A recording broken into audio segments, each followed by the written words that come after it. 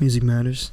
Mr. Nick Coleman, Mr. Adoni, how you guys doing today? Hello. Sir, we good, bro? We back? Yes, sir. Welcome back. Glad to be back. To Music Matters. This is your, I guess, second episode on it, but like what, fourth to be in the room for? Yeah, fourth time in the room. You might be. Damn, I don't know if there's anybody who's ever been in the room for more. Damn. Gotta put me on the rafters, man. Yeah. Shit, dude. On the garage rafters. Yeah, bro. I got a spot up there. Because you were off rip first, and then Wakai, and then Quad, and then now here. And now we back around for... Yeah. Look at that. With my man Addy. Look at that. Yeah, it's my first time here. Hell yeah. Excited to have you guys back on the program. Excited to talk about the new project and everything. Really great project. Pumped to chat it up about it. Weird time. I know. Night of the election. Yo, Historic night. I'm trying my best not to stare at the screen the whole time. Yeah, I was gonna say this is the only time we've had another screen up with the election results. Well, obviously with the election results, but we've never had a different screen up in general. But we kind of just got in the tuck over there to see what happens with Pennsylvania. Just for historic purposes, where we are in the race right now, Trump is gonna win unless Kamala wins Pennsylvania. Unless some shit changes, it's looking pretty slim. Yeah, we were talking about it before, but I will say, and again, I don't want this whole thing to be about election talk, but a certain point is unavoidable. Mm-hmm. But this is kind of the first point I've ever been scared for an election. It's weird.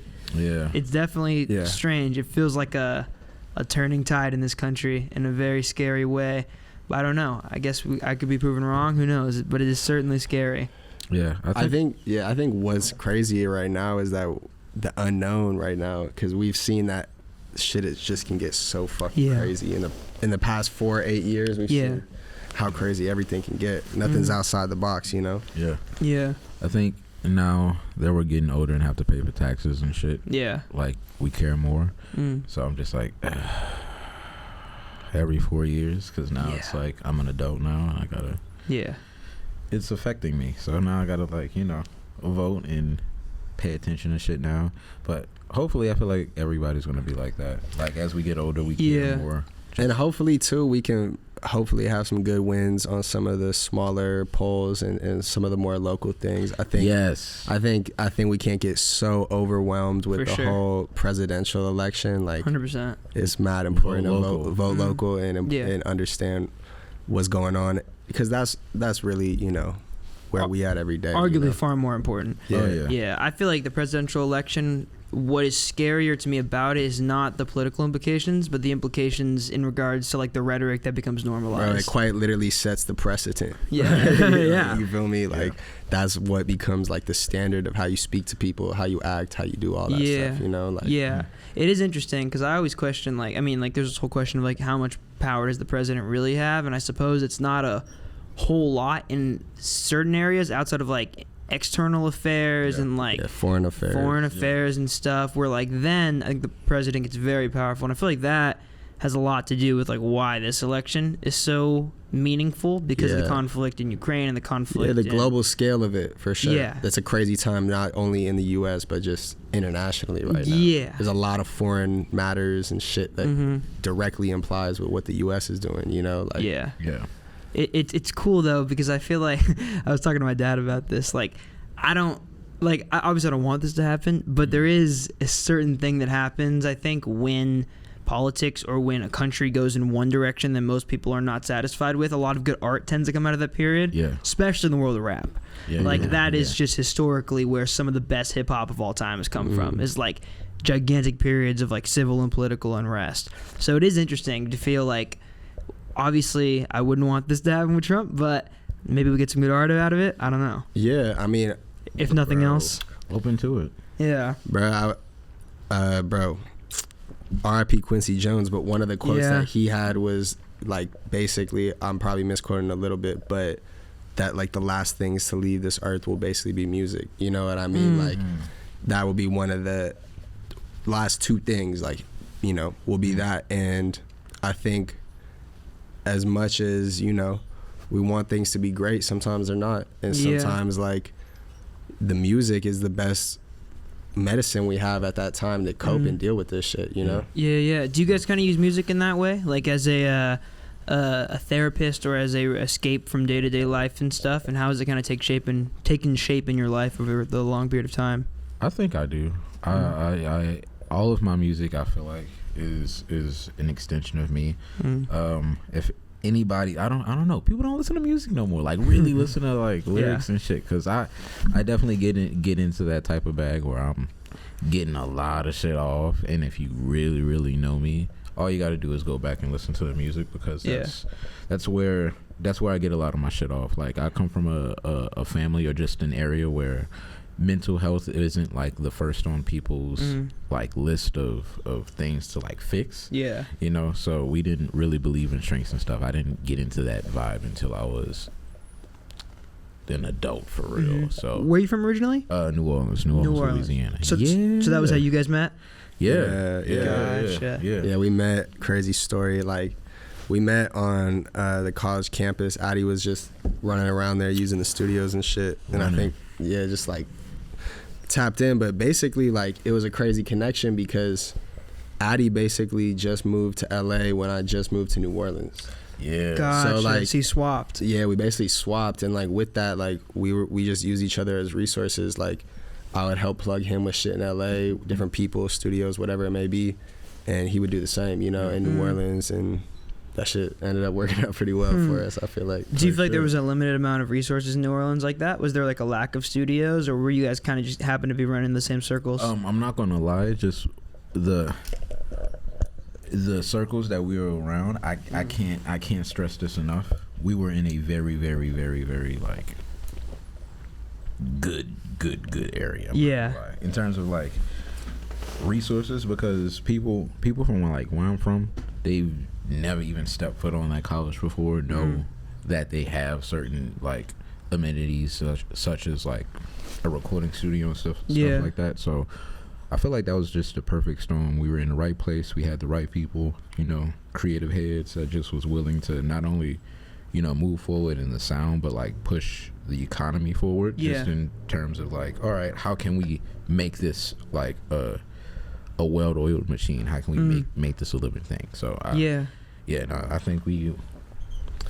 Yeah, I mean, back to that, like with the resources shit, I feel like the scene in New Orleans is pretty small, so that's why we were able to, like, if you don't know someone, they're at least on your radar, you know? Yeah. Not like in LA. I don't know everyone who's a rapper in LA. Yeah. As much as I try to be on the streets and understand and be hip to new shit, but out there, like, you basically can figure it out, like, pretty quickly who's doing what, you know, and who's a player in the game, you know. That's definitely how I felt about the Bay Area as well. For sure. Like, I feel like if you were ingrained enough in the music culture there, you just tend to know everybody, because there's a far more limited amount of people than there are in LA. In LA, it feels like the general consensus is being an artist. Like, bro, you like, meet someone randomly to have 100K. I'm like, bro, I never heard of you. What? Yeah. Dude, that thing is really weird. Like, I always think about the fact that, like, dude, there are musicians out, like, literally, I feel like this happens multiple times every single week. Somebody will put me on to an artist and be like, have you heard of this person? And I'll be like, no. And they'll have like 300,000 monthly listeners and like multiple millions of followers. And I'm like, how have I never heard of you? And it's just because there is such a ridiculous quantity of stuff out there that there is no way to hear everything. And even if you did hear everything, we're all isolated in these certain pockets of the scene and the internet where, like, there are parts of music that I'm entirely ignorant to, that I don't know anything about. And there's people making like 6 figures plus like a year off of this shit. There's some, like, I know there's like in some like parts of fucking Instagram, there's these like not even child stars, but like say they're like our age, but they are specifically made for like the tween audience. And they got like 2 million fucking followers. And I'd be like, damn, I've never heard of you. I haven't heard. And dog, I swear to God, if you like scroll down through their page, they're like on every like state county fair, and they getting bands like 10, 20 bands. I'm trying to get on that type of time, because like dude, the internet is so big. You can get so many different bags, and nobody has to know what the fuck is going on. So shouts out to them. I don't want to perform for kids all my life, but everyone got their lane. Nah, them niggas making bags right now, there's a dude. lot of money in that. Do you guys find that like oversaturation of artists to be a thing that's exciting or stressful? Because on one end of the spectrum, I see it as this world where it's like, okay, everybody has a chance now, and I think there's a lot of beauty in that, and that's pretty cool. But then on the other side of the spectrum, there's this part where it's like, it's so oversaturated that it is harder than ever to stand out. But I'm definitely the opinion where like I feel like that breeds the best art. There's more competition. There's more people trying to do it, so you have to stand out more. How do you guys feel about that? I mean, bro, I feel like at the end of the day, like what really matters will always rise to the top. I feel like, yes, there's like a lot lower of entry level to get into it right now. Yeah. But with that, I feel like it's made the playing field a lot more fair. So those same reasons why there's an oversaturation are those same reasons why you see indie labels succeeding and shit like that. So you really can't have one without the other. And I feel like from the artist perspective, it just makes it, you know, you got to go hard, you know. And I think it really speaks to me a lot more about society. Like, to me, it's more about how people don't have as much of an attention span as there is the oversaturation. But then the real question is, are those connected? You know what I mean? Yeah. People definitely have a lower attention span. They don't want to watch a full 3-minute YouTube video. But is that because there's 50,000 artists out there, or is that because that's just how their brain is wired? Yeah, you feel me? For sure, especially with the internet. McLean, who I know you know, I had a conversation with him one time about this, and it really stuck with me what he said. He said that like nowadays, you're not just a musician competing with musicians. You're competing with like gardeners that want to be streamers, or you're competing with like random sections of content creators. You're competing with like sports people. Like it's all just this constant race for attention, and I don't necessarily feel like it's finite. Like, I do think there is kind of like an infinite amount of shit for people to consume, but to a certain degree, you have to find a way to make yourself stand out. And I think that has been like maybe harder than ever right now, but I guess there's also an argument to where like there's so much shit that's being peddled right now that is so, I don't want to, it's like an old head take, and I don't want to say soulless, but things where it's like music can just be something somebody tries out now. I'm on that type of time. I don't care if that sounds old or not. Let's bring back more fucking like gatekeeping. I'm not gonna lie. I'm standing on that. I'm so standing on that because that shit is treated like it's like a hobby, and that's only, I feel like that's only been pushed super hard, especially in the music space, like around the streaming era, like 2008, 2007. So it has definitely been a part of the agenda in the capitalist state to like push out these songs and then try to make as much money as they can. Like Lil Nas X, he's a super talented person, but I feel like his downfall was making a successful record, because if he could not make an exact another Old Town Road, they tried it with Industry Baby literally right after. Since he didn't like match up or even do better than his last track, they was like, all right, fine, let's go and try to, he shelved, let's go and try to find another person that we can underpay real quick, get a decent enough song, push it, make like 100 mil, and then just leave this person with like mental health issues. Like, that's fucked up. And it's been shoved down our throats really hard, like since 2010.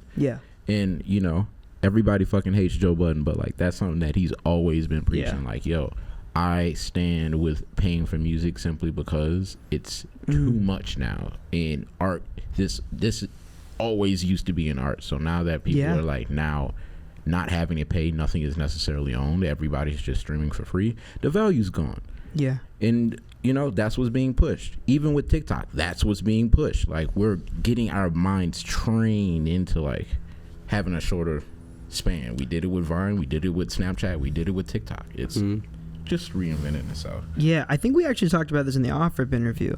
I think like what it is for me, it's like music as an art form versus music as a commodity, or it's like music as a public good versus music as a commodity. And I'm split on it, because I think everybody should have access to music as much as they can and as much as they can consume. I think that's a great thing for just people in general. But I also totally see what you're saying, where it's like, because this doesn't have to be a risky thing anymore, everybody just throws their hat into the water, which I think creates an environment where a lot of people aren't really consumed about the art form. They're consumed about music as a commodity. It's like, how can I make money off the music, not how can I make the purest and like most consequential art possible. And that's something that I think has been even more saturated in the TikTok era, because now it's like quite like there is a tangible algorithm that's telling us that if you are putting out things every single day, your likelihood of finding success is higher. And that just creates this mindset where it's like, we're not ultra fixated on making the best thing. We're ultra fixated on making something every single day. Yeah. It's weird.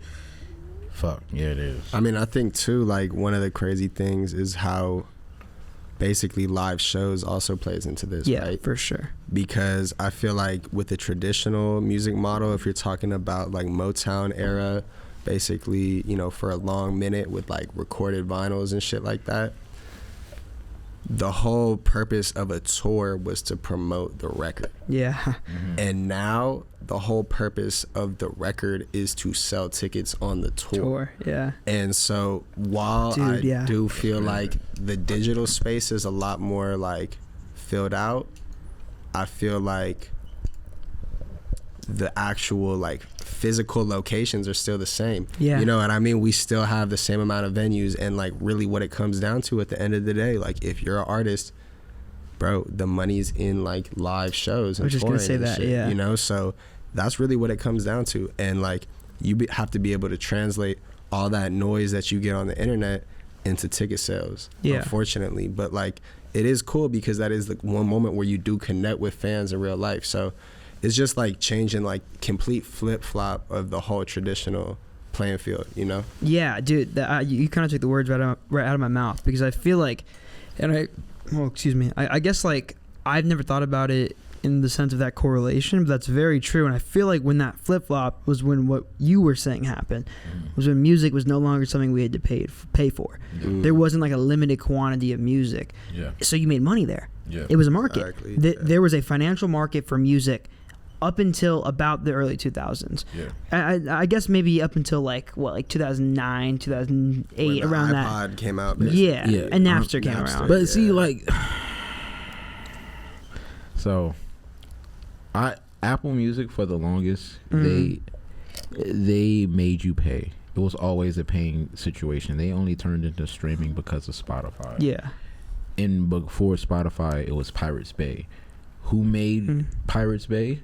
Spotify, the same company, the same guys who made fucking the Swedish dudes. So like they've been on this type of time. Yeah. And I don't know if you guys remember this, the one of the very first lawsuits that they had, but Taylor Swift at the time, I want to say it was about 2007, 2008.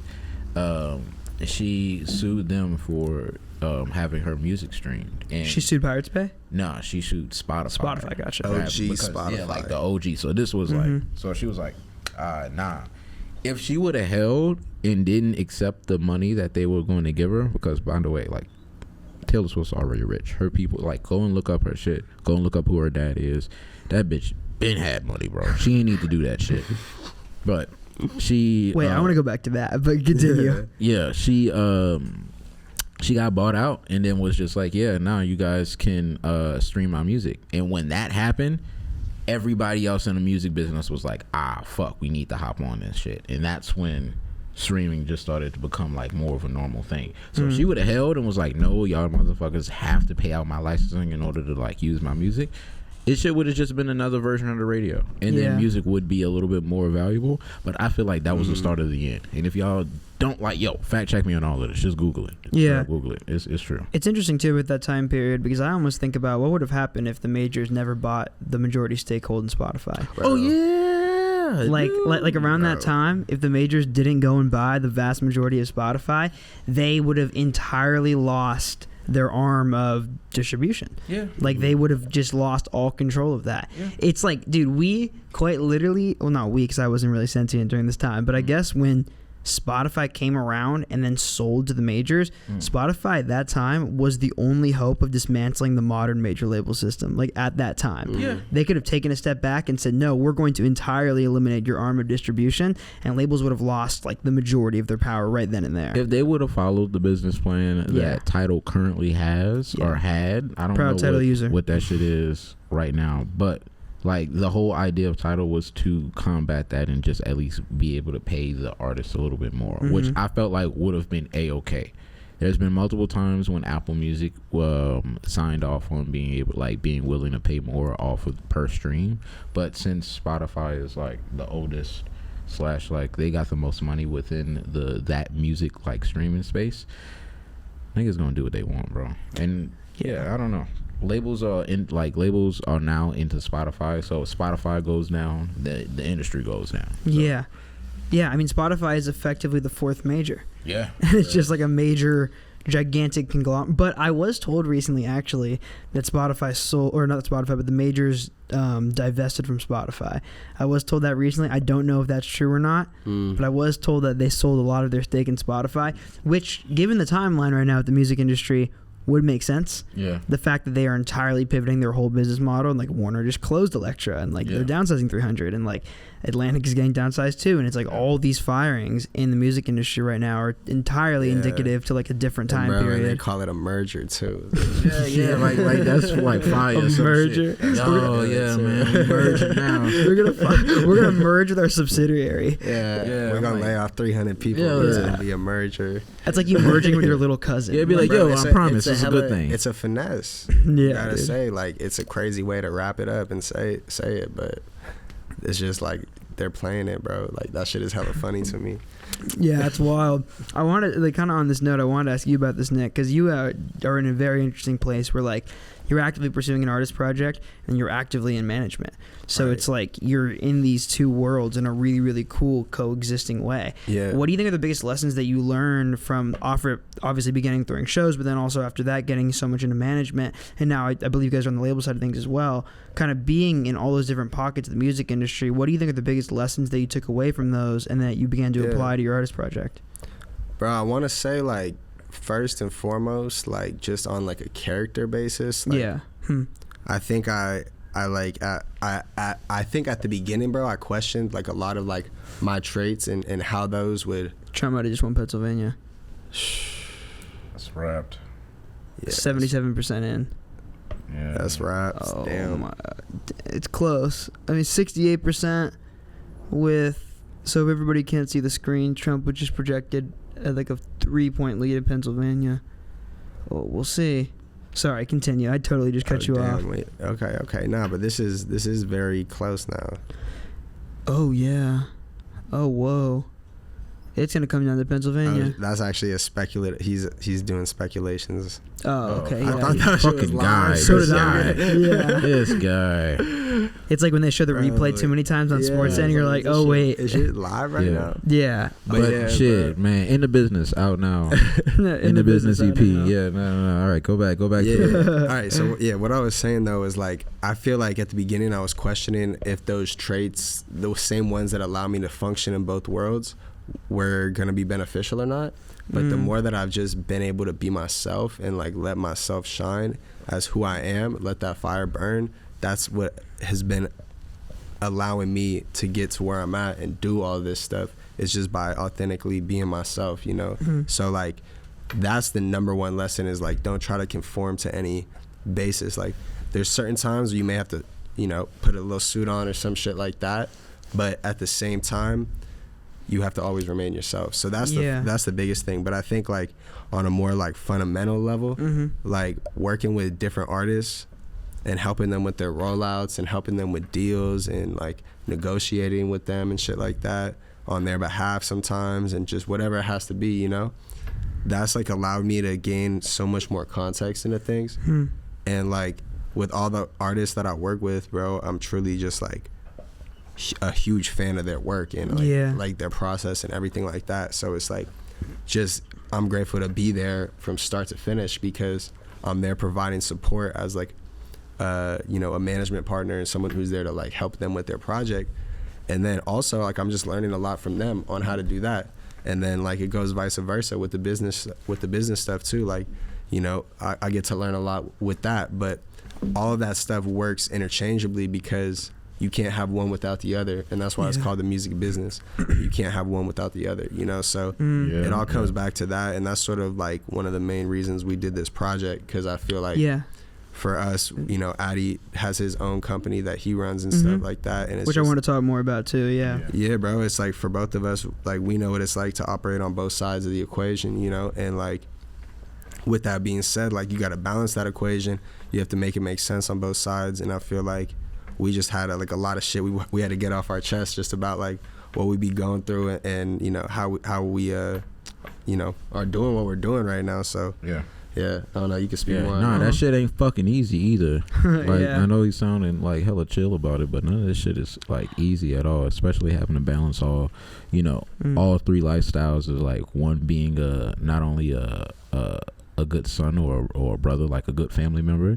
You have to be, a good businessman / manager, and then not only that, you have to also be a good friend, and then on top of that, you have to be a good artist. And you gotta take care of yourself. Yeah, and then you gotta take it. See, that's something I'm trying to work on. I feel but that. that's a lot of shit at this young ass age. Like, if we're talking about life in general, we're at a part of our lives where it's like, because people tell me this all the time. Like, I have a lot of older friends that's like in their 30s, 40s, and they're just like, yo, dude, damn, you're young. Like, you're young. How old are you?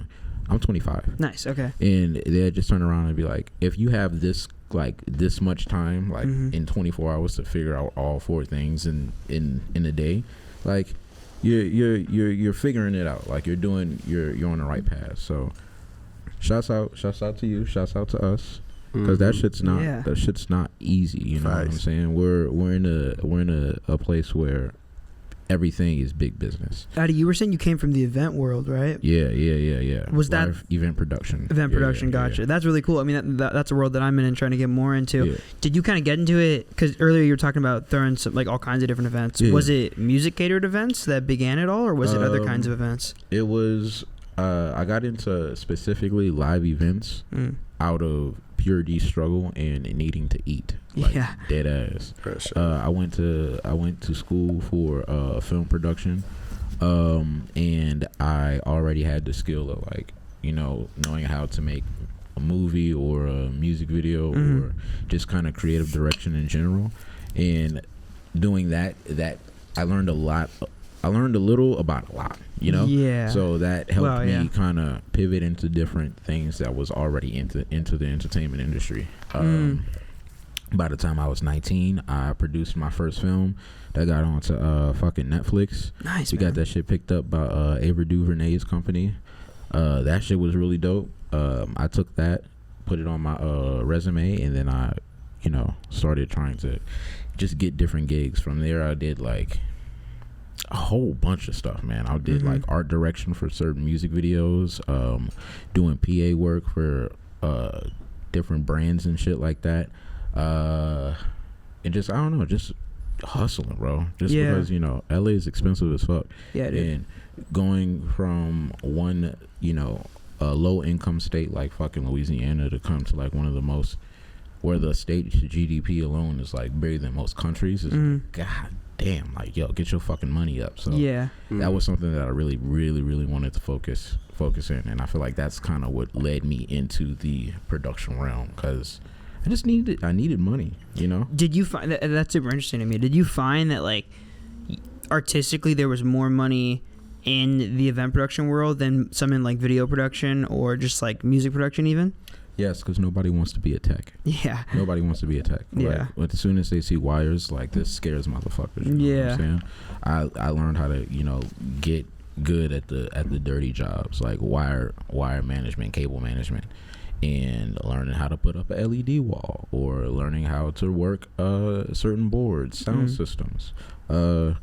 Not everything's always has to be flashy, and I feel like whenever somebody gets into the creative production space, they only think, oh, it's either director or nothing, or oh, it's either cinematographer or nothing. And then I'm like, what about assistant camera? What about, like, yo, being an assistant camera, you get damn near $1,000 depending on what type of production you on. You don't necessarily need to be the lead fucking cinematographer to get into anything. There's damn near 3 assistant camera workers that they have, and them niggas is getting like 500, 700. They're getting paid. They're getting paid for the day, and it's just like, not only do you get to do that, but at some points they may, at the final cut or edit, they may use some of your shots. Then that's something that you can put into your director's reel or your cinematographer reel, and then you can, like, I don't know, there's a lot of things that you can do and just interchange the names, the titles of shit. Yeah. And then go and get a fucking job. I don't know, man. I've gotten so many different gigs because I'm like, all of this shit is the same to me. You You know? Well, it's all part of the same system. Yeah. Like, it's all intertwined in some way.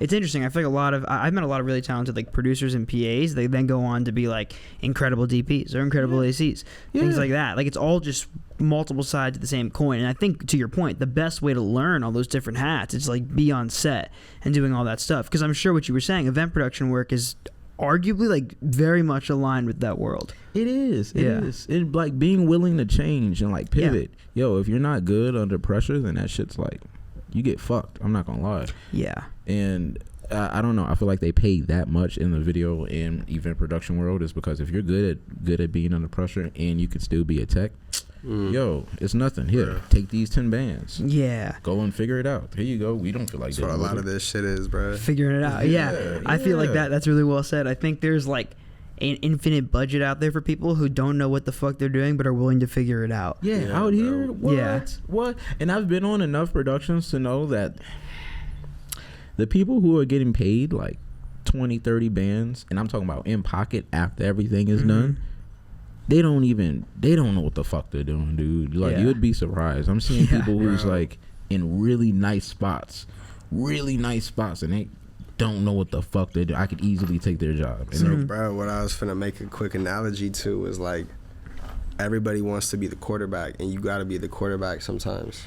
But also, bro, just as valuable as being the free safety. Yeah. Like, that's a quick football analogy, but like, you know, when you were the quarterback, that's when you running your own shit. But when you a lot of the times we get this work, you know, you have to just like figure shit out, and like that also is when you're running your own business, you have to figure shit out. And that's like the sort of defensive side of it, which is like being a free safety, you know what I mean, as opposed to if you're on the offensive, you got to be like a quarterback. But that's just a quick little analogy, you know. No, I fucking feel that, dude. I think a lot of that is like lack of ego as well. I think that what's really inspiring to me about that in the modern music industry is like so many artists pivoting to this model where they're realizing that like if they get instant success off the back of their first couple singles, they do not have to immediately pivot into a deal. They can instead leverage that into building a strong team around them. Like you were saying, like the quarterback, the safety, whatever, all those pieces of the pie, building that strong team around you now is often way more valuable than anything that a label can give you. Bro, 100%. Like, bro, having the right people around you will take you so far, and it can also be your downfall at the same time. What do you mean? It's like if you have a bad team around you, that shit can just get sucked right out of you. You know what I'm saying? Opportunities will fall flat on their face. You know what I mean? If you got a good team, you'll be able to make nothing out of something, turn water into wine. You know Look what at I mean? that. That's what that's what that song "Look at That" is about. Mind you, that's what song? That's number 4? I think it's number 4. It's number 4. Number 4, yeah. No. Is that where your guys' headspace was at when you were writing it? Yeah, well, I mean, for me, most definitely, it's just like, yo, we've that song counted. A lot of the songs, to be truthfully honest, was just like being in that headspace of being like, yo, let's get the business together at a certain point in time. Yeah, the ego's there, but like, is your team straight? Can you like really get to the money? Like, yo, if I put $1 million in a lot of niggas' hands right now, they would not know what to do with it. Like, let's be 100% real. If I was like, yo, I need 10 mil by the end of the year, here's a mil, and you got to figure it out, a lot of people will fold. And I feel like that's kind of something that we really wanted to focus on, was just like, yo, we got the swag and shit, but like we got this business shit down too. Like, don't fucking get it twisted. Do not get it twisted. If we got the same amount of checks as anybody else, if we had the same type of investment money as anybody else, we'd be running shit just like a Fortune 500 company. So was that something you guys related on like early in your relationship? Was both your guys' inclination as not only musicians but businessmen and like trying to grow businesses off the back of your art? Yeah. We both have like our own, you know, collectives of people that we work with and shit. And like, you know, both of that requires a lot of teamwork and a lot of leadership at times. So it's like you just sort of we had a lot of similarities based off of that. You know what I mean? And like also on that same sense, just like throwing shows together and shit like that. Like we just found very quickly that we had a very good like working relationship. Yeah. You know, and we just saw eye to eye. Another track on the song or another track on the EP. Probably my favorite one. The production on it's so crazy, man. That's Right. crazy. A lot of people say that's like some of the one of their favorite songs. That staccato intro, the dun dun dun dun. Yeah. Who did that? Crazy. That was Miles. Yeah, shout out Miles. Crazy one, but yeah, bro. I mean, we just saw eye to eye, and like I think sometimes you just like, you know, you meet people, bro, and like it was when I met y'all, bro. Like certain times you just like, all right, boom, like we're just automatically locked in. Yeah, like, yeah. It's just like you don't skip. It just a beat. makes sense. Yeah, you don't skip a beat when you see them. It's just right back to it. So I feel like that's how it was when we met. You know, not a lot of people like. In all fairness, like I feel like can match like the type of drive that some people have, you know, and like there's certain people who, everyone who we try to keep around ourselves, like it's like, bro, we just locked in and we connected, and like it's just from there it was like, bro, we saw eye to eye with this shit, and now we're here, you know. And that's a very difficult thing to grow. Like I think that's kind of got to be there off rip. No pun intended. But I think that's kind of got to be there off rip. Is like that. Yeah. Thinking about work ethic in the same way as somebody else is very rare. Like it's very rare that you find another individual that you align with eye to eye, like on a business sense, and then also like a work ethic sense and a worldview sense. Yeah. It's very, very, very rare. And I feel like when you find a creative collaborator like that, you really have to cherish them because like they're probably not going to come around again for a long time. Yeah. Yeah. I mean, some people are just easy to work with, and because of that, you know what I mean, in the studio and shit, it'd be hard sometimes, you know. And like, some people just give a fuck. That'd be a lot for me. I'm not even gonna lie to you. There's so many like songs I've just turned down in general because like motherfuckers are just hella whack, dude. I can't even lie to you. So it's very refreshing whenever I do like a track with somebody or just collab just in general. I have to like be locked in with them like 100%. You gotta know him as a person. Yeah, you can't gotta just know be him as a person. Other than that, like it's never really on that time. Like I feel like for my very first, like my first project that I dropped, it was not really anybody that I had in there that I didn't know for real. There was certain points in time where people was like, yo, just let's say fuck it, save up and like pay for a feature for real. Yeah. And I was like, have you tried that and just felt off? No, I haven't actually. I've never tried that for real. But it just always didn't feel right. Yeah, like I don't know. Every time that I've met somebody that was like either in a better place than me in the music space, I've always had them essentially do it for free or go down to the point on the price that it's like, oh, okay, it's whatever, you know. So I'm like, I don't know. I'd rather collaborate with people that I think are on on the same level as me. I mean, that way there's no debt there. Yeah. I think that's one of the worst places you can be creatively is when you're working with somebody and there's like a debt. Yeah. Like one of you feel like you're indebted to the other. Yeah. I think it's a terrible place to be because then there's like a weird power dynamic there and a strange ego that comes about where it's like you're doing this for somebody or you know what I mean? Yeah. Try figuring out splits, bro. Yeah, dude. You know what I mean? Yeah. That's where all that shit get complicated, you know? But I mean, that's everything in the music industry, bro. It all just gets conflated with ego. It's all like this strange way, this strange thing where we need people. Yeah, I played like one chord on this shit, but that was the main chord. I need like 25%. Yeah. Like it is what it is. They played like an open chord. They're like, yeah, like I invented that G, you know? Yeah, like what? Yo. Yeah, that shit. But you know, you gotta know how to take it, you know, and just work with the right people. Yeah. In this project specifically, I was looking at some of the track list. You guys, or some of the producer credits rather. You guys worked with a good amount of different producers on this one, right? Yeah, I mean, so what's interesting about it is like we got a compound of producers that we work with. Like often. Yeah. So it's like a bunch of producers, but they all stay like, and they all use the same studios. Oh, sick. So like we pull up there and it's just like, Fitz has been my engineer forever. He does all my mixing and mastering. He's done a lot of work for Addy, for Wakai, for a lot of the off-rip roster as well. I did some shit for Paris, Texas as well. Nice. Yeah, he be tapped in. So he's my go-to guy. And then in like who he works with is like a bunch of other really fire producers like Momo Ward, Miles, Fitz himself, Colin. All these guys are really cool producers. And they just be making their own sounds, so it's like it's sort of a one-stop shop, you know what I mean? And then we have our own producers who we also work with and shit, but for this project, I feel like all of them are from that one crib, right?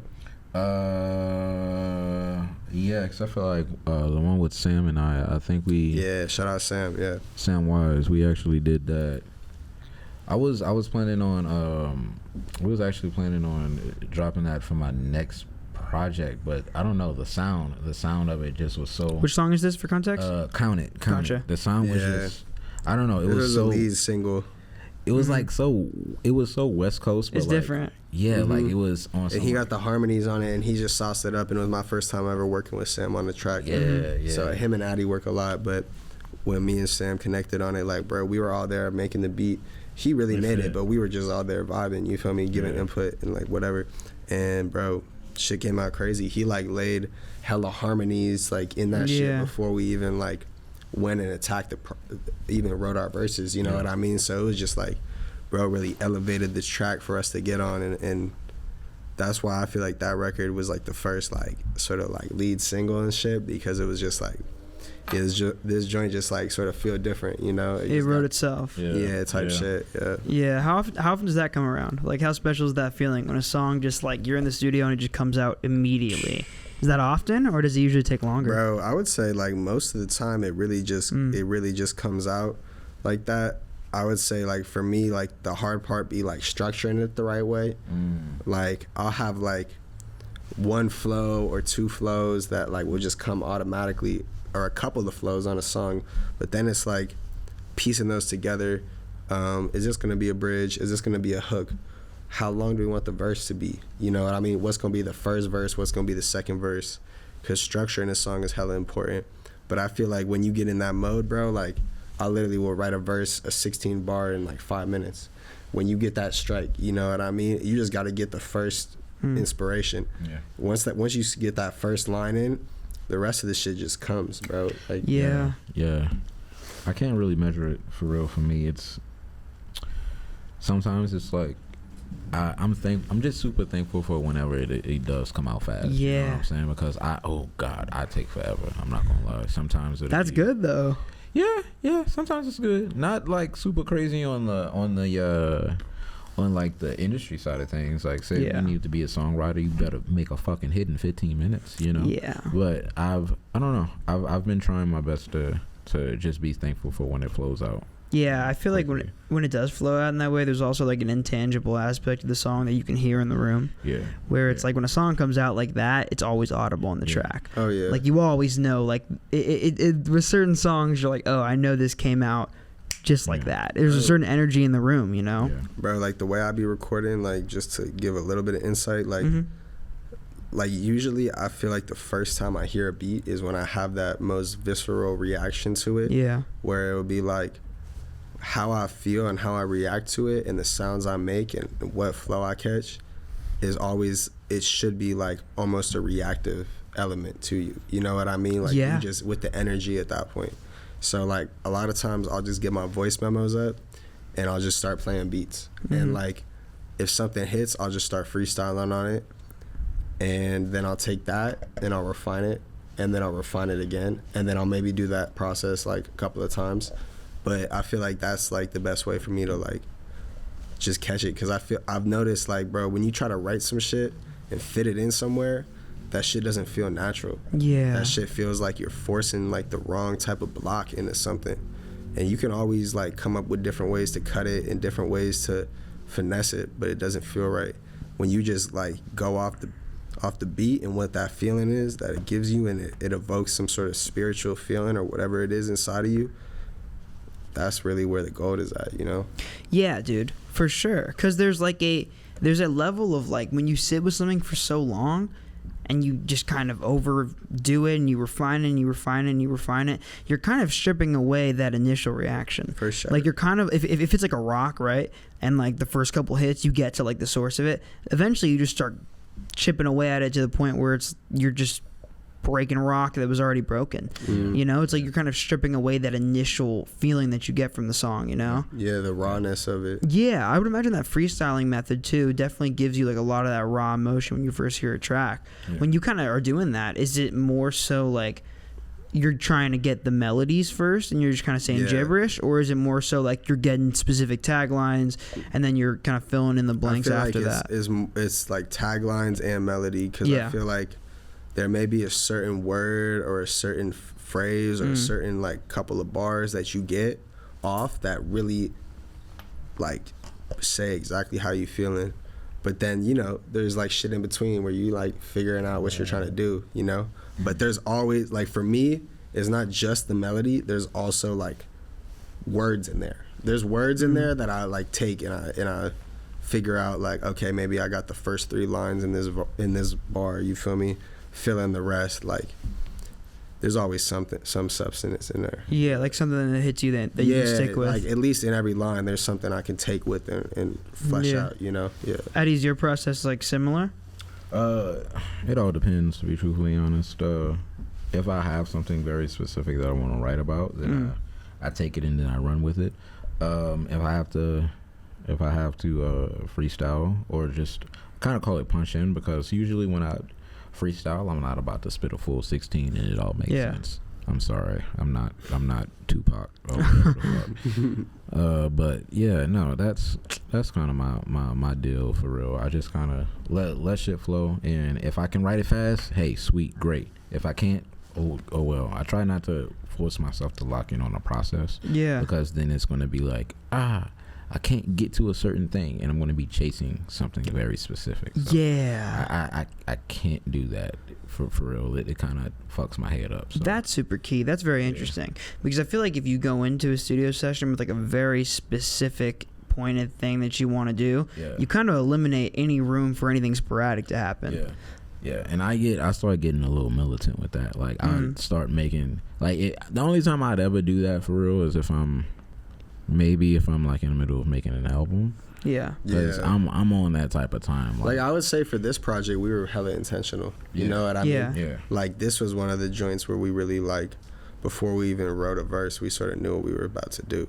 Yeah. You know what I mean? There's obviously times for interpretation, but like, I feel like with this one, like we really like sat down and like planned it. Like you want to build a house, but you don't want to put walls on it. You know what I mean? Because you don't want to box yourself in. You know, like exactly. Like you don't want to call it too early. Yeah, exactly. On that note, did you guys kind of lock in with the intention of like we're gonna make an EP, or were you just kind of like had a bunch of songs together and it worked out? What was that process kind of like? I'm very particular with like recording. I don't like to record much, only because that I don't know. I'm very intentional. It's sacred. Like if I'm recording, we're dropping it. Goddamn it. So, like I think Nick came to me and was like, "Yo, we gotta. It's about time. I'm not gonna lie." Yeah, because we've tossed around the idea for a long time. Like we had always talked about doing some shit like that, because we also have a lot of other songs. Like some of our biggest songs individually are with each other. Yeah. So like that were either on my projects or with Addy. You know what I'm saying? So. I think it's something we've always thought about, and the time just felt right for it. And then when we came to it, we were like, yeah, it's going to be an EP. And then we were like, shit, what do we make it about? Sort of became obvious in a couple of days, you know? Yeah. What song came first? And do you remember that first session for it? I think it was Counted. It was Counted. Yeah. It was the one with Sam that we were talking about earlier. It was just like, we literally had just came up with the concept of the EP, and then like Addy was like, all right, bet we're gonna pull up, like cook, and then we just cooked that song. That was like the first song that we made for it. Yeah, and it became the first single. Shit. It's interesting too, because so much of the production of the project is very different than a lot of the stuff that you've done in the past, Nick, specifically. Like where a lot of the production of some of your previous stuff is very West Coast influence, and there's certainly tracks on this project that are that world. But there's a lot more jazziness to it, and a lot more production that feels like the mesh of your two styles, which I think is really cool. Eye to Eye is a good example of this, where it kind of opens with these like fast staccato, kind of like jazz-inspired hits and stuff.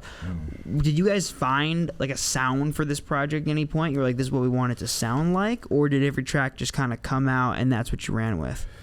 For me, it just felt like whatever sounded...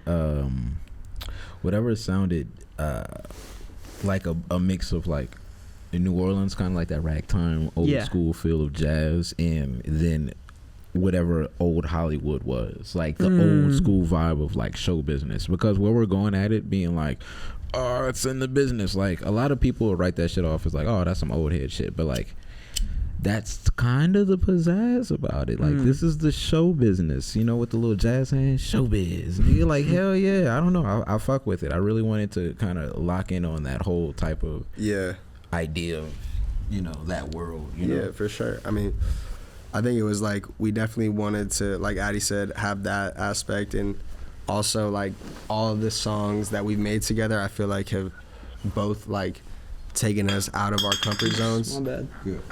And like brought us to a place where we like feel like we're just like out of our comfort zones, but still comfortable with, you know what I mean? Because we operate in the pocket and shit. So that's what we try to do, and we work with producers who we trust, and you know, we just had like an intention in mind. And I think both of us are very versatile artists. You know, we represent like what we represent, and we have like, you know, strong ties and shit. But at the same time, like we're able to operate through a lot of different scenes, and that was one of the things we wanted to emphasize with this project, was the versatility of ourselves, not only as individuals but also as musicians, you know? Yeah. So that was like one of the things we thought about, you know, for sure. I feel like as a starting place, it doesn't get much better than that. Yeah. Like finding the place where you're like, every single song is going to bring me out of my comfort zone. Yeah. Every single song is going to bring me to a place where I haven't been before. I think you almost have to target that intentionally. For sure. You got to be like, when something feels scary to me or something feels unfamiliar, I'm going to chase that thing, you know? Yeah, yeah. Fucking, what, even with the suits and ties, I feel like visually we wanted to really focus in on that, because it added to the ethos, it added to the world of just like we were saying, just the duality of being not only like artists but having to, you know, be in the business world as well. Like that's our literal job, you know. And I'm glad you brought that up, because I think there's definitely a world associated with this project that it feels like there was a lot of like very specific tender care and love that like went into the world that surrounds this project, and it very much is that. I totally see what you're saying with kind of like the old show business type feel, where it's like you're emphasizing what it is that you guys do on a career basis and how that plays into the music. I think that especially comes through with the visuals. I thought it was really cool how like it's not like you guys dumped a bunch of TikToks after this project. It was like very pointed verticals. Like there was a trailer for it and some of the individualized little videos you guys did for each individual song. They all felt very pointed and like all in that world. Did that world begin to reveal itself as the project came out, or did you kind of think of the world and then fit the music inside of it? Bro, so it just came off of like just natural hustle, honestly, bro. Like, you know, we were not even to be saying it like that, but like, bro, we were putting together this whole rollout, and we were just like trying to just be smart with it, you know? And like, we're like, yo, like, why have like all these different things, bro, where we could just bring it all into one universe, and like we can knock out this shoot, we can knock out multiple shoots, and like work with the right people. So like major props to Andrew, who did like all the visuals for that shit. Like he was a big, you know, factor in bringing that to life, and then Elian, who did all the photography for it. But overall, I feel like, you know, it was intentional for sure. Shout out Arto for the Eye to Eye music video. For sure. And it was, like you said, it was very much so intentional. Fuck, nigga, I ain't gonna lie. I looked at the fucking screen for like 2 seconds just to see what the poll was, and I forgot what the fuck we was talking about. We're talking about world building, the aesthetics behind it, the visuals. Yeah. Oh, what I was about to talk about? Oh, the little clips, the little snippets, the little episodes that we did. God damn, dude, that shit was so fun. Shout out Noah. Noah let us use the Neff studio, the Neff headquarters. That's what we did. I was curious what that location was. The office. Yeah, right. Yeah, we had a few little. The one in the bathroom where you're choosing shirts was so funny to me, bro. It's so good. It's so good. I love that one. I don't know. We just really wanted to pull in everything that we do in real life into this project to make it as easy as possible. So like, from the people outside looking in who don't know shit about us, they're like, God damn, the production on this shit is crazy. But like, this is our everyday lives, so only people who really know us know that like we're in these spots or in these places all the time. And I think that's what's like the goal of the EP, because it's like you learn so much about us in real life and still can hear who we are as artists at the same time. And you know, motherfuckers pay millions of dollars to do that, and they can't do that.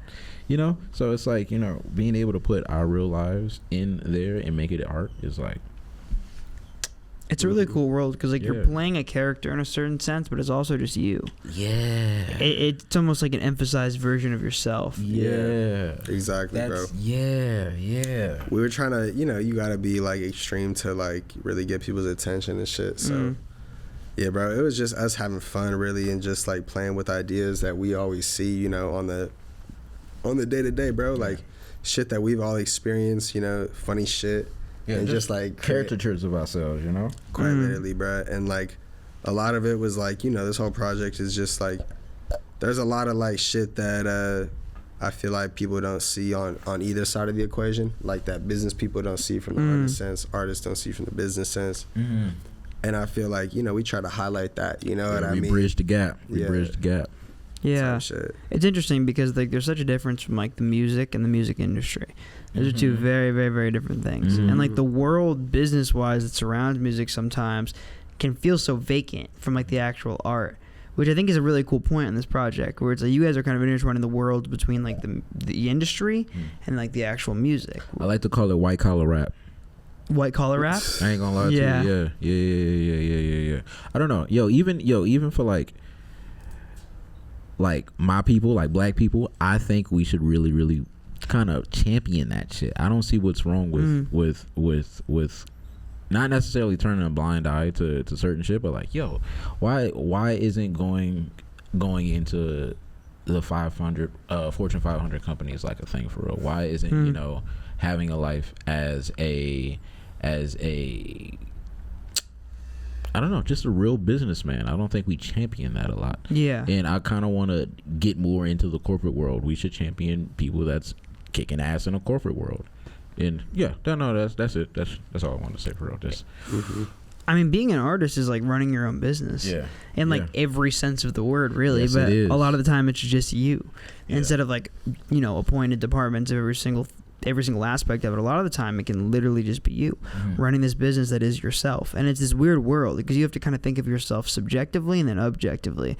Like you're thinking, what are people perceiving this as, and also how am I feeling when I'm making this? Right. And those can sometimes be two very different things. And I think it's easy to forget about the fun of making it first and foremost, you know? Yeah, bro. I mean, I feel like with us, bro, like our reality is so close to reality because we have to work in the business so much. Yeah. That like for us, bro, we was just like, fuck it, like, bro, we about to just have some fun with this shit. Like, you know, like let's really just like, bro, we just gonna like toy at the idea and like poke fun at it, bro. Like, damn near, yeah. You know what I'm saying? Like, like that's really what it was for us. It's just like, I don't know.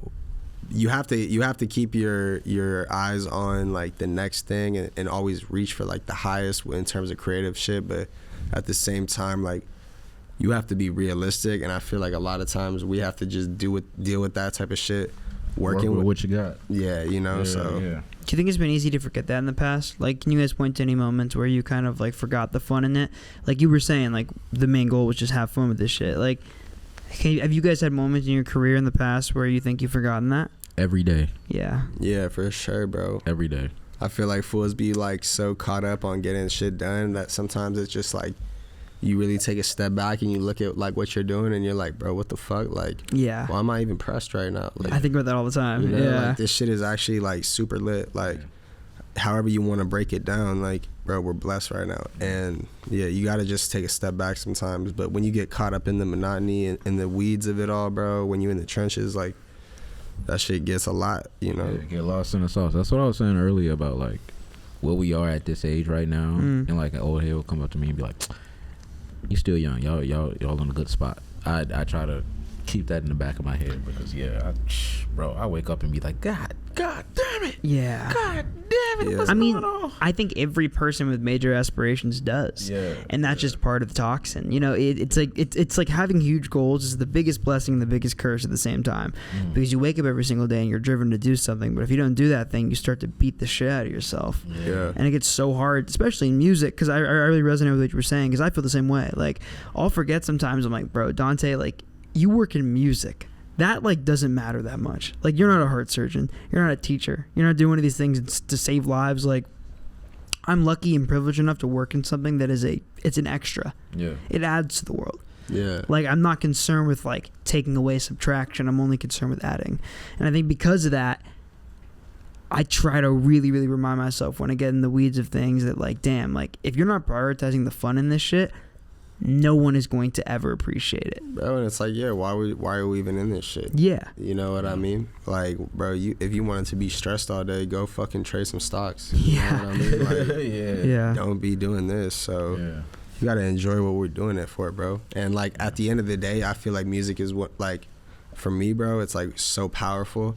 And, like, it's not, like, it's life-saving, but I feel like for sometimes it can be life-saving. You know what I mean? And I feel like elevating the voices that I believe in, that I feel like are authentic, not some fucking puppet shit, whatever you want to call it, like just some authentic ass people who have a real message to push with their music. That shit is everything, you know what I mean? And that's like, bro, even if I blow up and be the next biggest artist in the world, bro, still main focus is gonna continue to be to elevate the right people in music that have the right messages and are trying to do the right thing, you feel me? So yeah. Do you feel like being in the entertainment industry and then also being an artist within that industry at the same time, are you able to kind of get that escape through making the art? Like, when you guys get stressed, because it's interesting because you guys have like professional careers in music and then you have like your artist projects where it's like, obviously that's also a professional thing, but it's just it's different, it's a release, it's creative. Do you feel like that provides an escape for some of the parts of the music and entertainment industry that tend to frustrate you? Yeah, I feel like that's probably one of the reasons why I don't record as much. Yeah, because I really do need that time, and usually if I'm not in that mode, if I'm not working for real, and I'm talking about like specifically recording for myself, then I just don't necessarily make it a must for me. So yeah, no, I try to keep it. I cannot stress this enough. Like, as soon as you start, if you're not specifically getting paid to make this like a must, then sometimes it's okay to not make it a thing, you know? Yeah, like a priority. Yeah, priority. That's the word I was looking for. I couldn't think about it. Or even just like the first thing in your life that you're concerned about on a day-to-day basis. Yeah, like, come on, yo. I'm just trying to be realistic, yo. Niggas gotta pay bills, bro. Like, stop it. Stop fucking playing. Like, people have to pay bills, and that's like a thing. And I feel like a lot of people think that this shit is easy, and it's fucking not. Go focus on that first. Once your bills and shit is all like handled, once you have some type of life together and you're in order, then yeah, go ahead. And now if you've been working on this for 10-12 years and like you know what you're fucking doing, then you know, focus on that. But for like the other 80-90% of y'all motherfuckers trying this shit, yo, focus on getting some money first, because a lot of this shit is pay to play. A lot of this shit is pay to play. So, yeah, bro. And it's also like, bro, like, it's either like you're about to either sign away hella rights to your music and then get that bag, or just stay independent and run it up on your own, bro. Even if you're working a 9-to-5, bro, and you can put like $300 away a month or some shit, bro, whatever it is to take it, bro, like, you can start, bro, $100 a release, bro. That's like what Full started with, bro. $100 a release, like, bro, I know for sure everyone can save $100 if you need to over a month. Yeah. Like, what? This shit is an investment. People be spending like $100 on stupid shit, bro. Yeah. So like, if you just start with that, like, I don't know, you can take it a lot of places, you know. I think that's one of the most common misconceptions, and I'm glad you brought that up, because there's certainly like this weird, this weird expectation where like people are like, oh, I'm gonna just quit my job and do this right now. Where Not it's just like with music, like a lot of shit. Yeah, dude. Where it's like, I'm kind of on the other token where it's like, if you are not achieving some level of like fiscal responsibility in your life, there's not very much focus you're going to be able to try to like put into music. When you're like struggling financially, that's at the forefront of your mind. That's everything. It's so hard to escape that. Bro. And I think like, unless you're able to maintain some level of stability, it becomes very hard to even focus on your art in like a subjective light where like you're looking at it and you're honestly thinking about it and you're putting more focus into it, you know? Bro, especially if like you're focusing like on it to be the sole way that you make bread. especially at the beginning, like for anyone who's just starting out, obviously for every artist, bro, that will be the goal and you'll get to that point. But like when you're just starting out, you don't want to put that extra pressure on yourself, because bro, that's gonna make you make the wrong decisions. Yeah, you're gonna bad, fold, dude. and you're gonna fold over some like stupid bread shit that you did not need to do. Take the wrong deal, do the wrong fucking show, you know, do some shit that doesn't align with your values because you're so worried about the bread. And it's like you're coming at art for money. Bro, and those are two very different things. You gotta have your independence with it, and like in order to have your independence, you gotta have at least a little bit of bread to play with. However you want to run it up, there's a ton of different ways.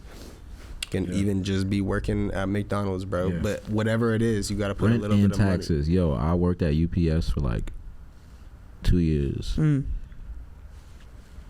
Yeah, gotta get it done. Gotta get it done, especially out here. Like, what the fuck? It's expensive, Yo, bro. it's expensive. What the fuck y'all playing with me right now? Yeah. When I'm like, thank God I'm finally got into a place where like it's cool all around. Like, this is the first year it's been pretty decent all the way around. But like, you know how there's like a dead space in live production like work. You know what I'm saying? Or just even production work in general. So it's there's like, a need.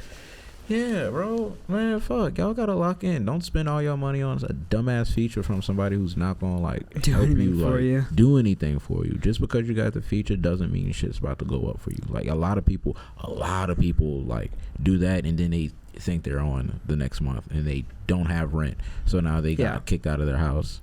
And what? All right, you got a feature. He ain't repost on it. So a lot of people just need to really invest in themselves first in every form, shape of the fashion before they do anything else. There's no shortcuts. There's no shortcuts. There's no shortcuts. I think go ahead.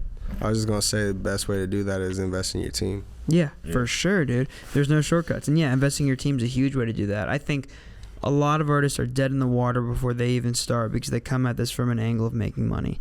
And it's just like, the fact is there's not very much money in this. No. Like, you make a lot of money if you're at the very top of this. I mean, like, you know, in terms of like other career paths and stuff, like music is not a very financially sufficient thing for a lot of people. So if you're coming at this for money, do something else. Like, if you're coming at this for money, go be a lawyer, go be a doctor, go do something that's going to make you surefire money instead of gambling everything on music in hopes to find money, when like you should be thinking about the art first and foremost. Like, the music the money should be coming second, and the money will never come if the art doesn't come first. And that's what I was saying earlier, where it's just gonna make you make the wrong decisions, bro. Like, you might release the wrong fucking song. Like, you're just gonna do some shit that's compromising your integrity, bro. And if you have full independence, that's the best way to remain yourself through this shit, you know? Yeah. Did you guys learn that yourselves, or did you learn that through like lessons you saw from other people? Were there anybody along the way that kind of really, really taught you the value of that? I think it's both. Like, you can see some shit happen, but I don't think you can really understand it till it happens to you, and then you gotta feel that shit. You know, right? Like, I feel like personally I've hit rock bottom multiple times, but from the outside looking in, nobody knows that. You know what I'm saying? So it's just like, you gotta just, I don't know, keep a certain amount of a certain poise to yourself and really be like super disciplined with the work. For real. Yeah. We keep going back to this point of teams, talking about the teams for this project. And I know you guys said you work with some different filmmakers and stuff to kind of create that visual world around it. Were those like an accumulation of folks that you guys both knew individually and brought into this project? Or how did you, and I know you worked with a bunch of different producers as well, did you know who you wanted to work with on a filmmaking level and a production level before you went into this project? Or did it kind of just reveal itself for the aesthetic? That's kind of crazy you said that, because it didn't feel out of the ordinary for anything, because like, a lot of these people, like literally everybody, we've known them for like more than 5+ years. Everybody's we've all worked together more than once, more than twice damn near, with everybody. So it was like boop, boop, boop, boop.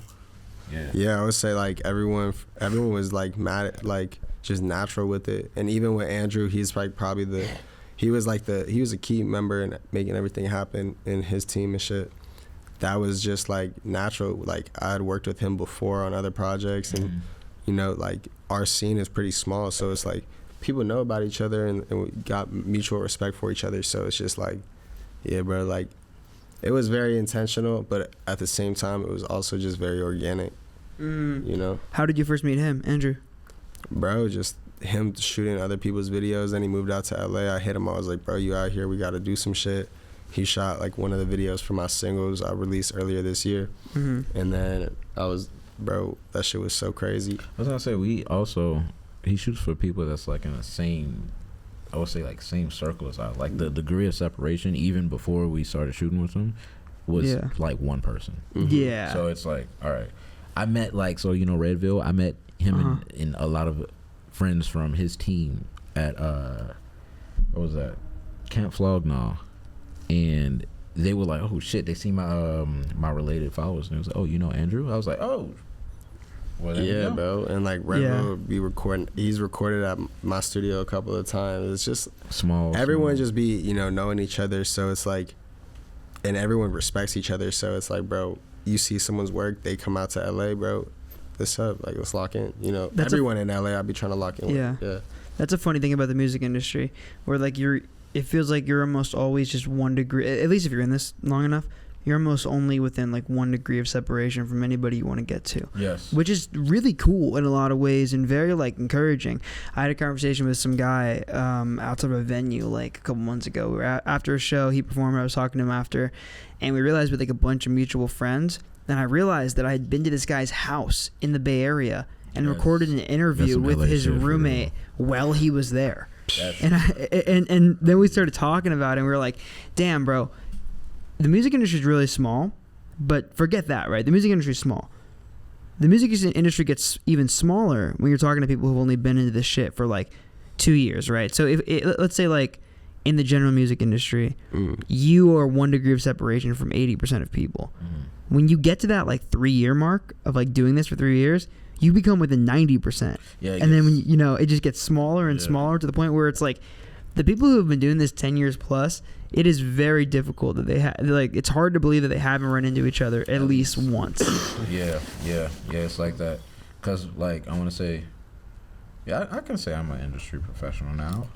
I've done this long enough to be like, to bump into like major heads at least more than once. Where like I'm super grateful now that like certain A&Rs or certain like label execs, when they see my face, they're like, oh, what's up? I've seen you there or there. Yeah. So that was really dope. I think one of the coolest times was I don't know if you know Henny from EQT. He we met a few times out here in LA, but I bumped into him in New York, and he like looked at me and was like, oh yeah, aren't you Addy? I was like, yo, yes.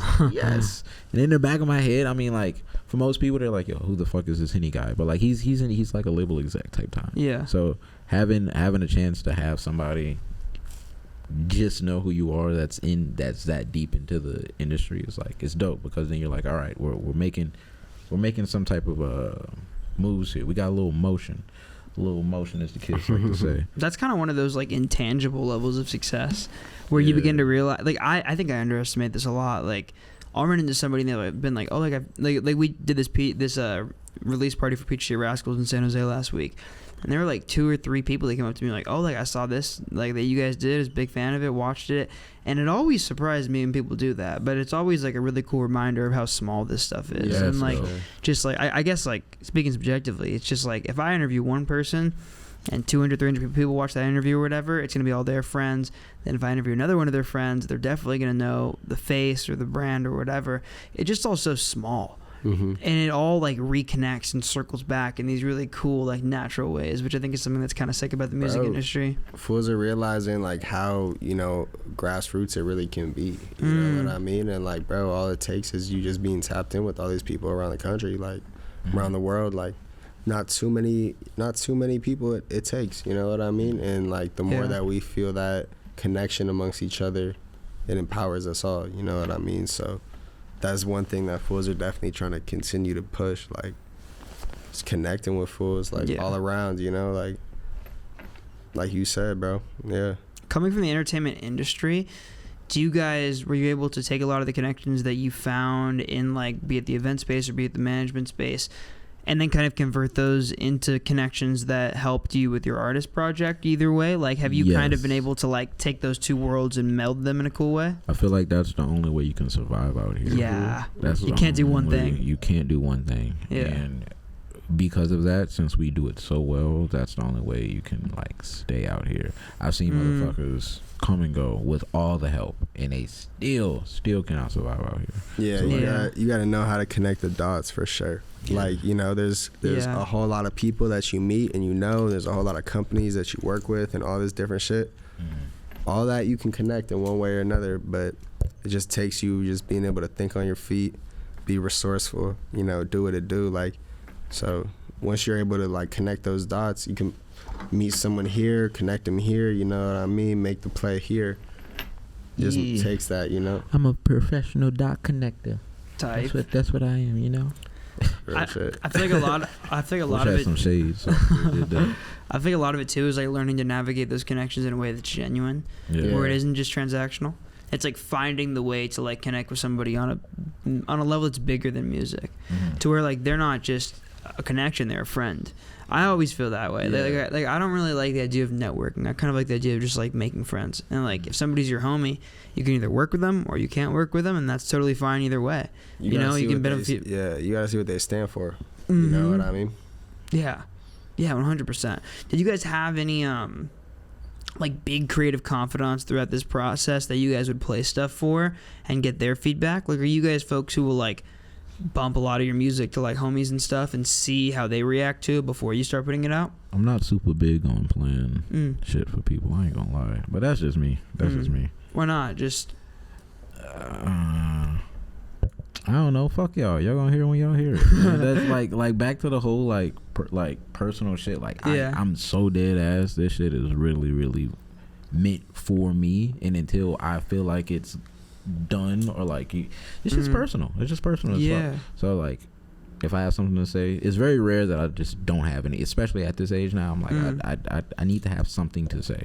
So, like I feel like that's super key. I feel like a lot of artists get that wrong, and that goes back to that conversation we were having earlier, where it's just like making music has now become so accessible where people can just like throw something on and like I'm just gonna say what's at the top of my mind. Whereas like I'm definitely in the same boat as you, where it's like I think everybody has something to say, but it takes time to figure out what that thing is. Yeah, you're not gonna have leaks from me. I'm not a leak person. Like you gonna hear it when it's time to hear it, because I want it to be fixed. I want some certain shit to just be good. So motherfuckers gonna wait on this shit. Do you play it for yourself a lot? Like, will you like reanalyze things, or are you somebody who kind of sticks to some of the first stuff you got? I listen to it religiously until it gets released. Yeah, and then after that, don't play that shit. I don't want to hear it. It's already out there. Type shit. Do you tend to learn a lot from it? Like when you begin listening to it in like different settings and just like playing it back to yourself? Has that ever forced you to like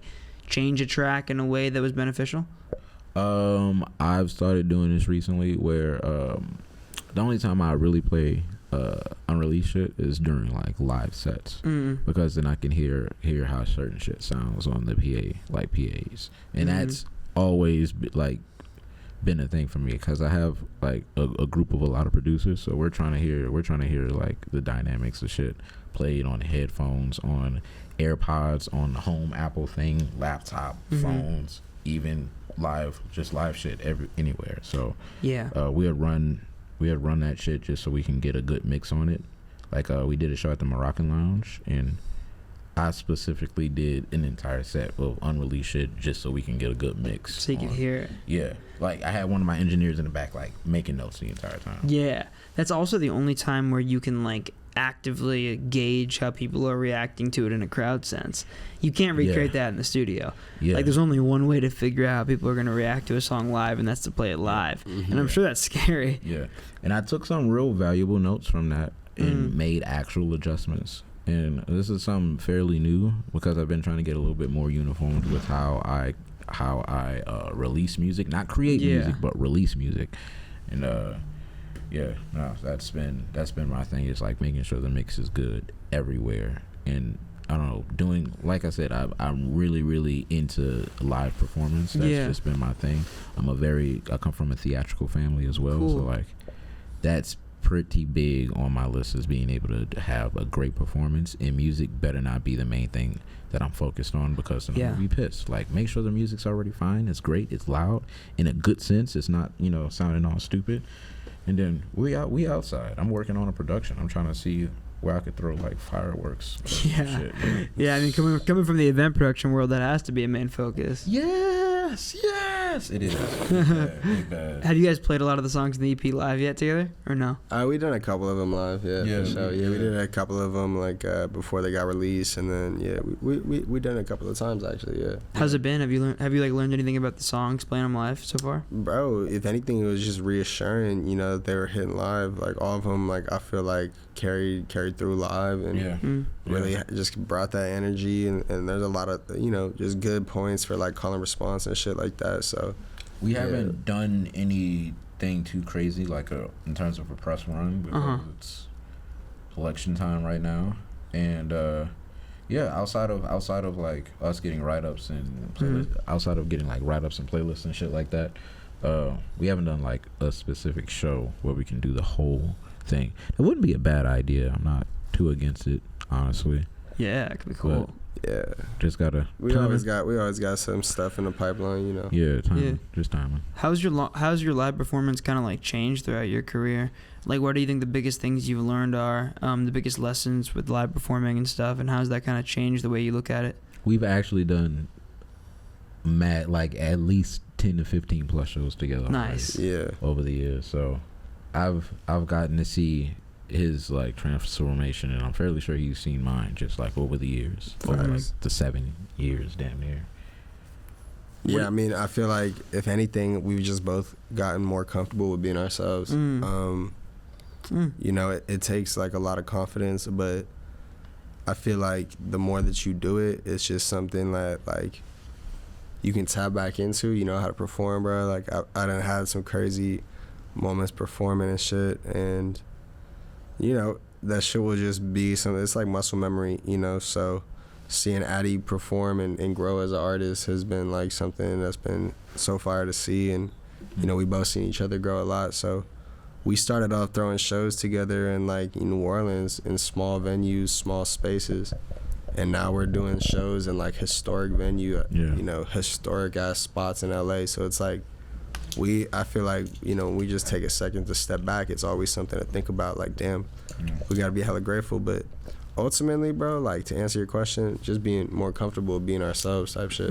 Yeah, I'm glad you harped on that, because I think that's a really, really important point for the live performer, is like figuring out what makes you you. Yeah, and then like figuring out how to not run from that, because I would imagine the natural state on stage is you want to like be a character, you want to like get away from this natural state of you, but a lot of the times that's going to make you less relatable. I think a lot of the times folks just want to see somebody on a stage that they feel like they can see themselves in, and you got to figure out how to like break through those barriers to where like you're just representing the most honest version of you, and that's 9 times out of 10 what people are going to resonate with.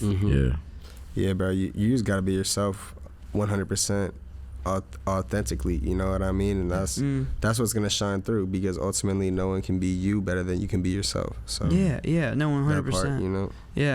Nick, I want to ask you kind of more specifically, and I guess you as well, Addy, because you've moved to LA and then you kind of went to New Orleans, you guys flip-flopped, and there's kind of been a whole thing there.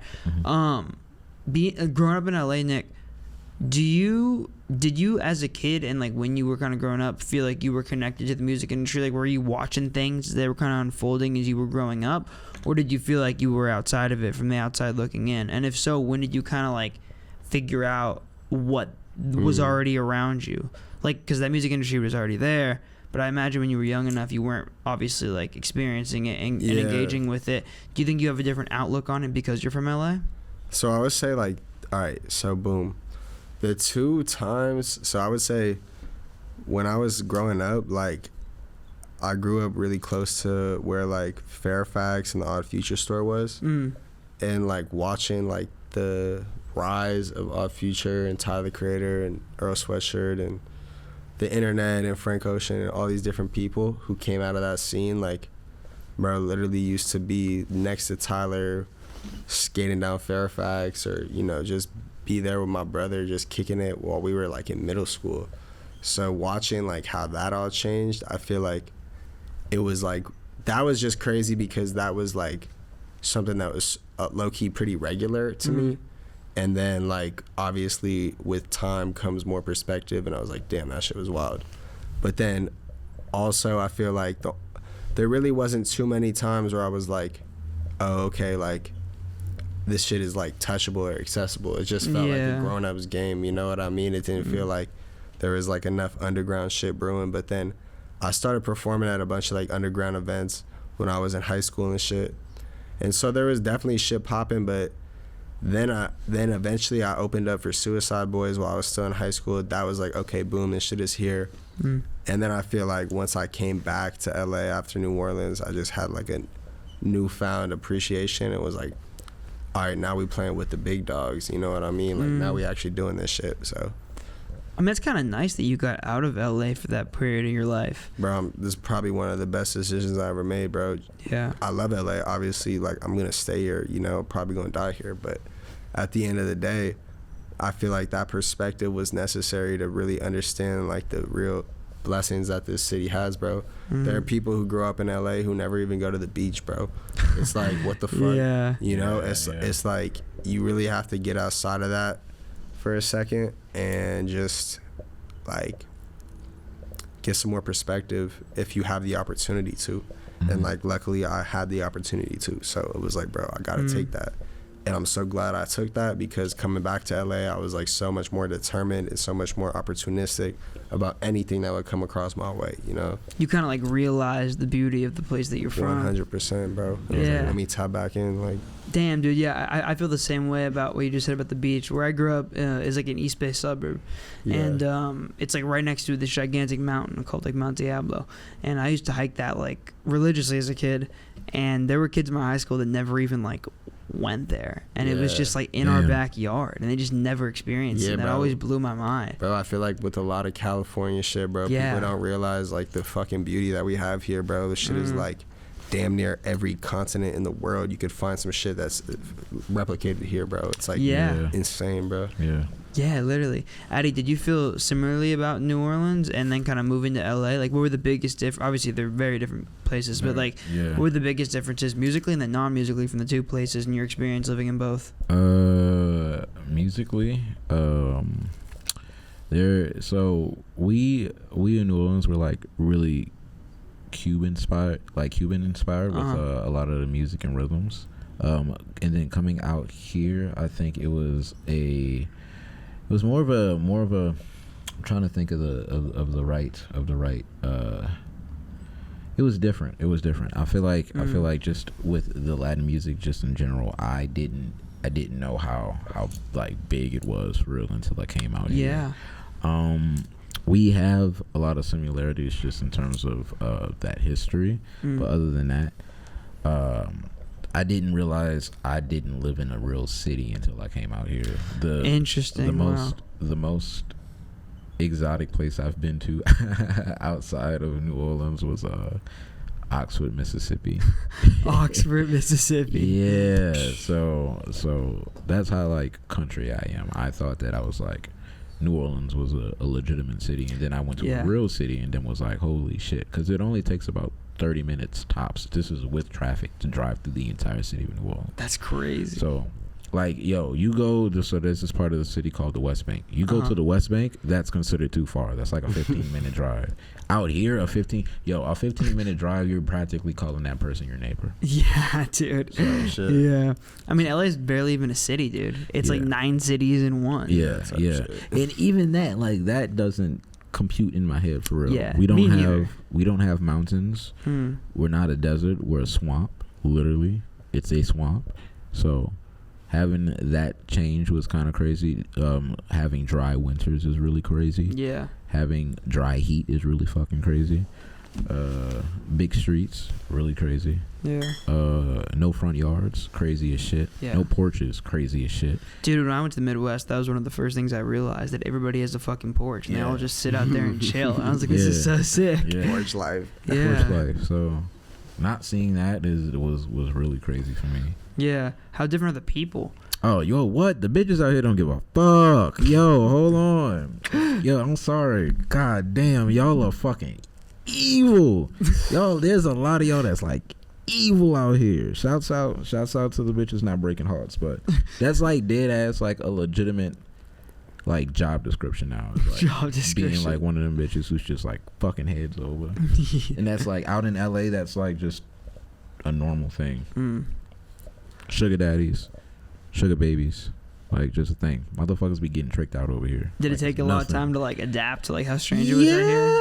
Yes. Yeah. Yeah, but like Louisiana, we only have 1 billionaire in the entire fucking state. That's crazy. So who is he? I shouldn't say he. It could be she too. It's she, but I mean, it was he, but that nigga died and she got the money. So what the fuck is her name? It's the Bensons. I can't think right now. What do they do? They're just one of those old money families. Nice. They own the Saints and the Pelicans. Okay, damn. Which is the reason why both teams suck like ass. Not one professional like sports team has one fucking owner. It's pretty bad. But all I'm saying is for real is like, yeah, nah, man, the bitches out here is crazy. I didn't think tricking was a thing for real until I came out here. I did not understand how much money motherfuckers in this world got, or just specifically in America has, until I came out here. I kind of felt the same way when I moved here, to be honest, about the money. Like, I had never like met rich people until I moved to LA. Yeah, I was like, I met suburban rich people, like whatever that means. But that's like very different than like real rich people. Yeah. Money, bro. Like 20 mil liquid right now. Now. Yeah. Billions. I don't think I even understood that, like what that meant until I moved here. Because you talk to people and you realize like the way they look at the world and the way they conceive money is just like literally indistinguishable from you. Like or not indistinguishable. What would the opposite of that be? I guess like polar opposite. It's like polar opposite from the way that you or I look at money, where it's like they don't even think of it as like an amount. It's like a resource. It's just water. It's just like whatever. We got it. Yeah. Fucking, bro, big debt shit too, bro. A lot of heads be having hella money, but it's all debt too. It's all like fake money. Yeah. They operate on a crazy Dan Bilzerian type timing where it's like, bro, what are you on, bro? Like just toying with markets. Like, yeah.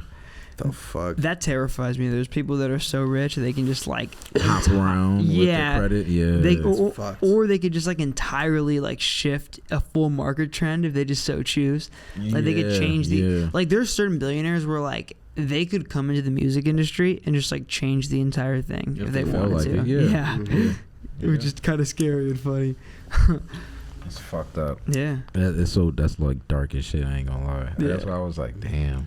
Like if Elon, basically the U.S. government has to like coordinate with Elon Musk for any like space shit, because currently Elon Musk owns the most satellites. Yeah, SpaceX, right? Like SpaceX, yes.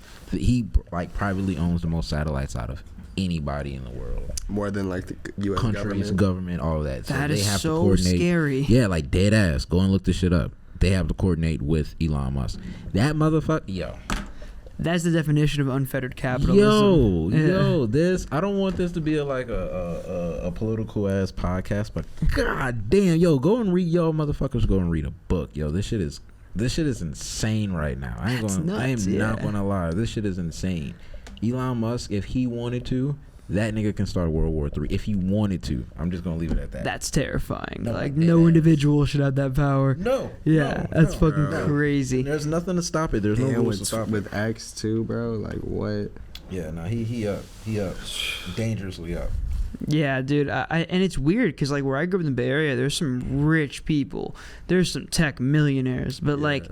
I don't know. I think when I moved to LA, it's just like a different culture around it, maybe because it's like in a very solidified. Yeah, it's more flashy. Yeah, and it's strange. I mean, that was something that I think it took a lot of time for me to adapt to. People down here, it was like you can just run into somebody who grew up with like millions of dollars, and you just wouldn't know until you started talking to them. It's weird, you know? Mm-hmm. Yeah.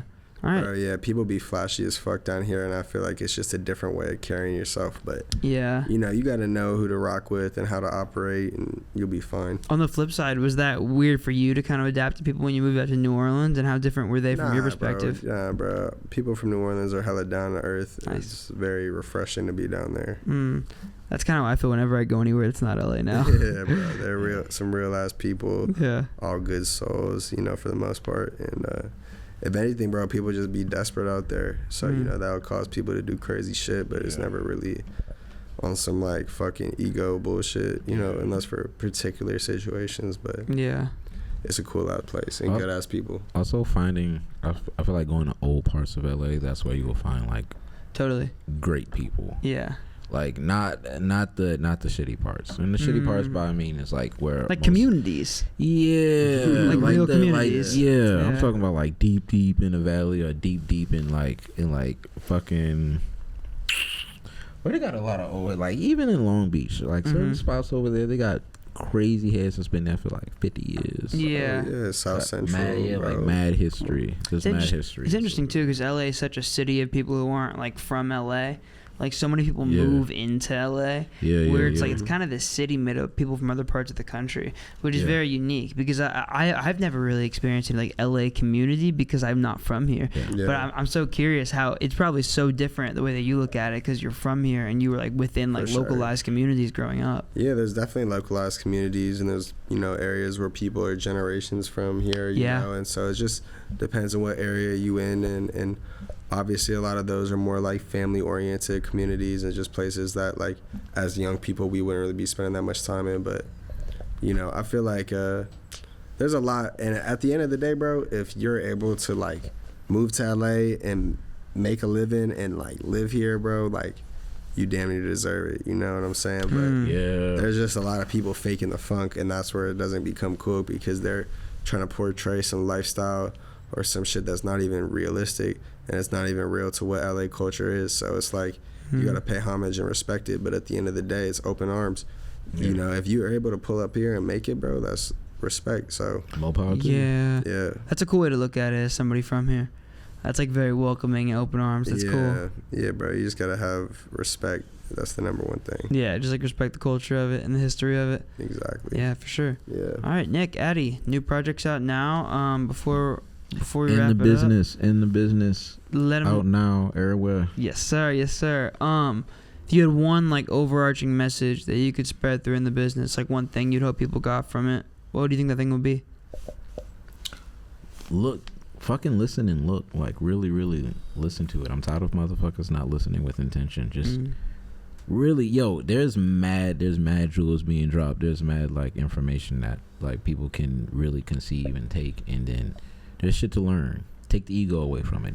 Like, listen. Yeah, I would say definitely check it out. I would say it's our best body of work we've ever put out. A lot of great people contributed to it. A lot of time went into everything, and it really means something, not only to us, but I feel like to a lot of people who work, similar to us, adjacent to us. It really means something. And there's, like Addy said, if you really listen, there's something to be heard, and there's, something that you can resonate with. So I hope that everyone, who listens has something they can take away with it, whether that be motivating, empowering, whatever it may be. But Hell yeah. Gentlemen, thank you very much. Tell them where they can stream the project, where they can follow you guys individually, where they can do Yes, sir. Yeah, before rap on everything. Y'all can stream the project in the business right now on all platforms: Nick Coleman, Spotify, Apple Music. Yeah, son, and it is Fourth Eye Addy, FOURTHEYEADDI, on all like social media platforms, and then for streaming is the Adoni, THEADONI, on all streaming platforms. In the business out now. Thanks, y'all. Appreciate you guys.